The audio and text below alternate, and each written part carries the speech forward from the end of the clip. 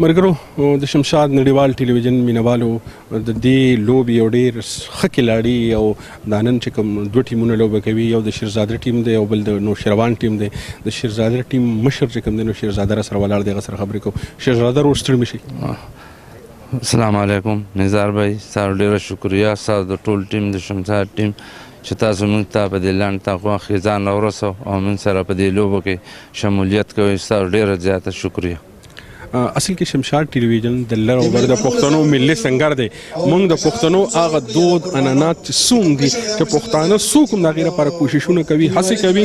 د موږ کار دا دی چې هغه را ژوندي کړو د خپل ټي وي په شیشه باندې ټولې دنیا ته وښیو. دا راته ووایه شیرزاده ورو چې تر څو وختونو دا لوبه کوي؟ موږ خو دلته په عرب معیارات کې زما 33 سال وشو، 33 کاله وشو او بیا هم چې دا لوبه شروع شوې دا نهم ټورنمنټ دی چې موږ دا لوبه کوو. په دې نهم ټورنمنټ کې 2 پینلې ما مخکې ګټل دي او دا درېیم پینل زموږ شروع دی.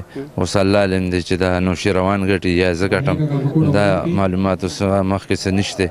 1 غنټه 2 پس په پته لګي.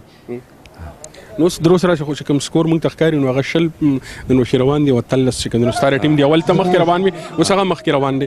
خو دا راته ووایه چې ته خپله دا لوبه خپله کوي؟ لکه زه دا خپله لوبه نه کوم، زه د لوبې شوق کوم، ځان له ټیم ساتم، ملګري ساتم. دا اوس دا یو کس ما د سلیم خان نه د صوابع ضلعې نه راوستلی دې ټورنمنټ لپاره، لوبې لپاره د کلي نه مې راوستلی.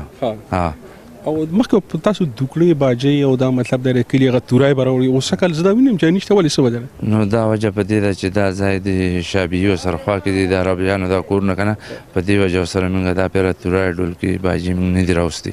په دې وجه پروسه کال په اباب کې دا په ټورنمنټو نو تورای باجۍ هر څه موږ د پاکستان نه ورسره راوستي. مخکې چې به دا ټورنمنټ کېدل شمشاد نړیوال ټلویزیون مینوالو نو اکثر به پکې تورای باجۍ وي، ډول سورنا به پکې لکه او خلک به ورته ګډېده او اتڼونه به یې چول. خو دا وارې دا ټورنمنټ چې په کوم ځای کې را جوړ شوی دی نو دلته په خوا او شا کې د عربیانو کورونه دي، نو د دې خاطره چې کوم دی دغه شور لکه نه جوړ شوی د تورای باجو هغه اهتمام دلته کې نه شوی. شیرزاده پړه کې بله کومه خبره شته چې وایي؟ بس زه خو ستاسو ډېره زیاته شکریه د شمشاد ټیم او نزار بھائی ستا چې تاسو په لنډ تنګ وخت کې موږ ته ځان دلته راورسوئ او د پښتنو د لر او بر دا پروګرامونه ټول تاسو ارنج کوئ. نو ستاسو ډېره مننه، ډېره شکریه. مهرباني، مننه.